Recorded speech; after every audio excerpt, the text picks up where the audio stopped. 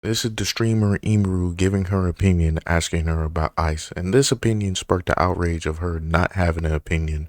On ice, like, there's a certain extent where I'm like, okay, sure, I get people wanting big content creators say their opinions on important topics, but it's like, if you need a streamer who doesn't even know anything about politics to tell you about politics, you probably just need to get off the internet. Like, hello? You know, after watching that clip, I realized what makes me so upset about people who have these certain mind state traps. Like, if this person's not with me, they're against me. If this person is with my enemy, they're against me. Because this happens all the time. Just because they like the other person over there, there are people with enough emotional integrity, enough courage of their convictions to like someone who has different opinions that they do, that don't hurt nobody, that don't disrespect anybody, and still hold them in high regard, because we need to be living in a society that allows people to have the no opinion, the neutral opinion, because that makes people who have strong opinions stick out even more. Seeing stuff like this, with Imeru being treated like this for having a simple opinion, makes me a little sick because it's not right. Anyone who has a free thought starts with fear.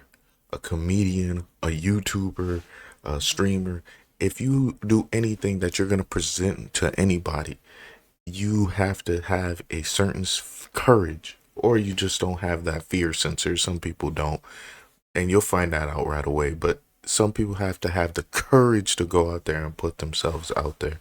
That's why a lot of people go on TikTok or these other platforms and just mimic people's ideas instead of actually having a deep thought about it. Being neutral. This is my deep thought. You can argue if you want. Being neutral is necessary for people who exist to have strong opinions, because they got to bring those people back to the darn center, or no one's gonna listen to those people. If there's no true center for right or left, then we will be stuck in a perpetual motion of tug and pull over and over again, where one side of the country will be completely just angry. Sometimes you need a great compromiser. Sometimes you need someone to come in here and say, you know what, I've listened to both sides and I've come up with a plan of action that will make y'all both happy. Now, this isn't always the case, but you need those people to exist. Not every person needs to be the color blue. You feel me? Not every person needs to be a color. Sometimes you need someone to be like, man, we need a place where we can all sit down and talk about this stuff so we can actually get stuff moving without the affiliation. I know affiliations make these situations very easy for people to understand, but it also cripples the idea of this person who is of the opposite side can actually share a lot of my values. I want to protect my family. I want to protect my country. I want to protect what we built here. Not because they have a history of oppressing people or stealing their land. It's because we're in the present right now, where that history of blood can enhance our understanding of oppression. We don't have to make the same mistakes that we made in the past, because it happened. Our country went through that and it survived. You know, a lot of the stuff that happens to these countries, they don't survive, or they have huge leadership changes or big revolutions and big civil wars, because they don't learn from the past. And I try my best to understand why people want to use this stuff. I'm Native American, 25%. I am African American. Mostly, I understand that there was a past where there was a trail of tears. I understand there were slaves in the triangular trade route. I understand that people were oppressed as early as my grandmother in the 1960s. My grandfather isn't here because of race relations.